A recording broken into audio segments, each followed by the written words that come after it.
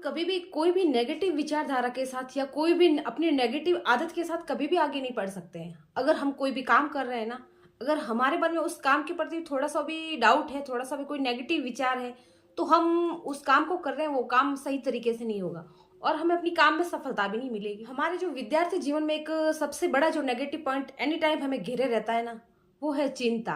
हम जब तैयारी करते हैं, तैयारी शुरू करने से पहले लेकर पास होने तक, यानी कि पॉजिटिव रिजल्ट आने तक हमें चिंता होती रहती है, किसी न किसी बात की चिंता होती रहती है।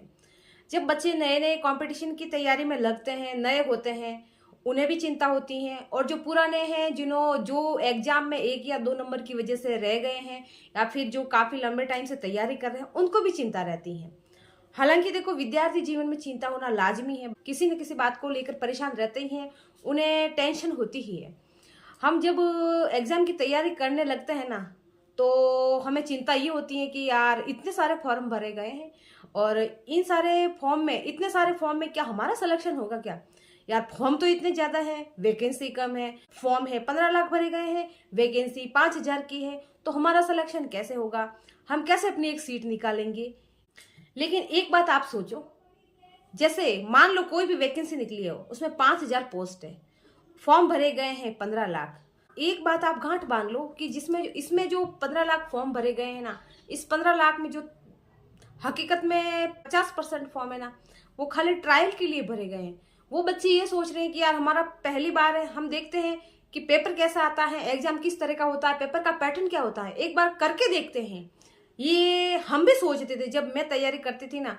हालांकि ऐसी कोई विशेष तैयारी होती नहीं थी, फिर भी कोई वैकेंसी निकली ना तो फॉर्म भर देते थे। तो हम पेपर को देखने के लिए फॉर्म भरते थे कि यार पेपर कैसा आएगा।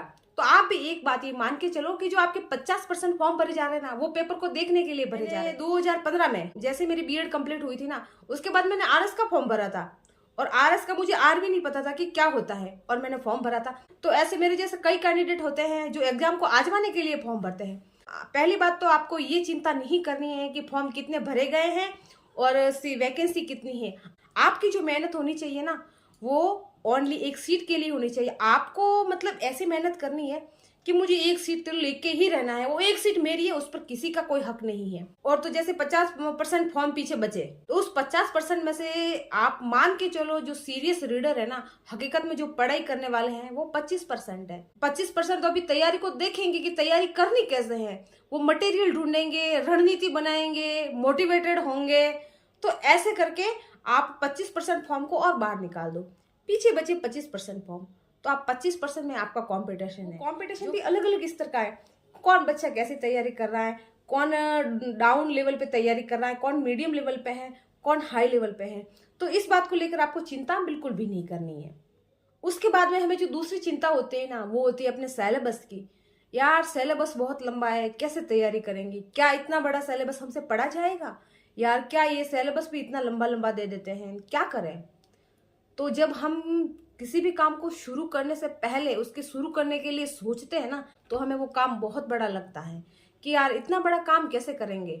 जब मैं नई नई स्कूटी चलाना सीख रही थी ना, तो जब मैं स्कूटी बाहर लेके जाती ना, तो मुझे अगर सामने बाइक भी आती ना, तो मुझे ऐसा लगता कि पहाड़ आ रहा है।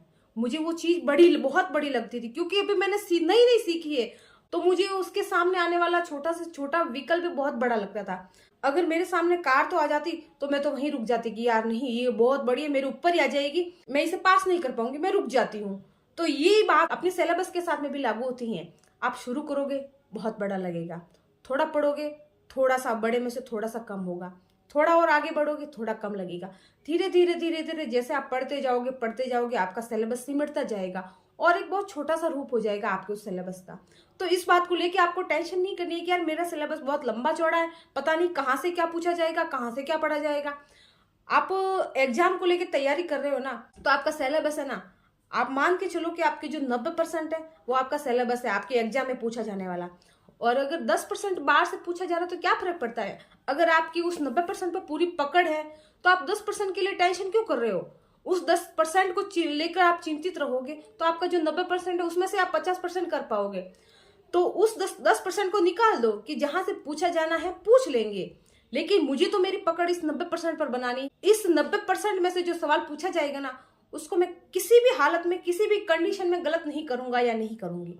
आप में ये जुनून है, इस हद तक जुनून है ना, तो आप उस 90% को भी 100% में कन्वर्ट कर अगर आप और इस हद तक तैयारी कर लोगे ना, तो कोई भी एग्जामिनर या कोई सा भी कठिन से कठिन जो पेपर होगा ना, आपको एग्जाम क्रैक करने से नहीं रोक सकता। सिलेबस लंबा है यार, लंबा है, इस चीज को बार बार सोचने से और इसको लेकर टेंशन में रहने से अच्छा है कि उसको कंप्लीट करने में लग जाओ ना। आप सिलेबस को लेकर टेंशन में रहोगे ना, उस टाइम पीरियड में तो आप आपका 5 से 10% सिलेबस कवर कर लोगे। तीसरी बात होती है कि हम जिस चीज को लेकर टेंशन में रहते हैं कि यार ये चीज है, ये तो हार्ड है, मुझे समझ में नहीं आएगी, उसको कैसे समझूंगा, ये तो मेरे को आती नहीं है, कैसे करूंगा या कैसे करूंगी। इन बातों को लेकर अपन टेंशन में रहते हैं।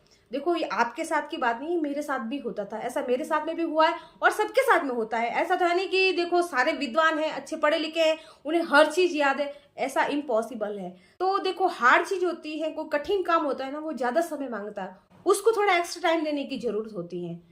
तो आपको जो चीज हार्ड लग रही है, जो सब्जेक्ट है, जो टॉपिक हार्ड लग रहा है, उसको आप जो टाइम दे रहे हैं उससे 10% एक्स्ट्रा टाइम दो। अगर 10% से नहीं हो पा रहा है तो 20% एक्स्ट्रा टाइम दे दो।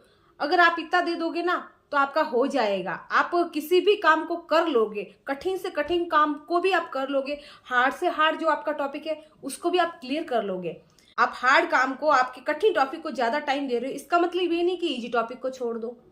अपन सबसे बड़ी गलती क्या करते हैं, जो बेसिक होता है ना उसको अपन क्लियर नहीं करते। ये तो यार पढ़ते आ रहे हैं, पहले से पढ़ा हुआ है, ये तो आता है, हम उस चीज को छोड़ देते हैं और वो ही चीजें मैं एग्जाम से बाहर करती हैं। देखो, जो बेसिक और जो सरल चीजें होती है, जो इजी होता है ना, वो सबको आता है और हमें नहीं आता है, तो इस वजह से हम एग्जाम से बाहर हो जाते हैं। तो पहले आपको इजी करना है, पहले अपना बेस तैयार करना है, उसके बाद में आगे बढ़ना है। अपने पढ़ाई से रिलेटेड हो या किसी भी काम से रिलेटेड, हमें जब कोई टेंशन होती है, कोई चिंता होती है ना, तो हम ना तो उस काम को अच्छे से मन लगाकर कर पाते हैं और ना ही हमारा कहीं और चीजों में भी मन लगता है, क्योंकि हमारा जो माइंड है ना, उसी एक जगह अटका हुआ रहता है कि यार ऐसा क्यों है, ऐसा क्यों है। उसी बात को लेकर हम इतना टेंशन में रहते हैं ना कि आगे हमें करना क्या है वही हम तो सोच ही नहीं पाते हैं। हालांकि देखो, थोड़ी सी चिंता हमारी सफलता में अच्छा प्रदर्शन करने में हमारी मदद कर सकती है, लेकिन कहते हैं ना, किसी भी चीज की अति अच्छी नहीं है, तो हमें उसे अति नहीं होने देना है। अगर ये ही टेंशन हमें ज्यादा होती है, तो ये ही एग्जाम में हमारा प्रदर्शन अच्छा करने में हस्तक्षेप भी कर सकती है। वो कहते हैं ना कि चिंता से चतुराई घटे, घटे रूप और ज्ञान, चिंता बड़ी अभागिनी, चिंता चिता समान। जो चिता होती है ना, वो तो मुर्दे इंसान को जलाती है, लेकिन ये चिंता जिंदा इंसान को ही जला देती है।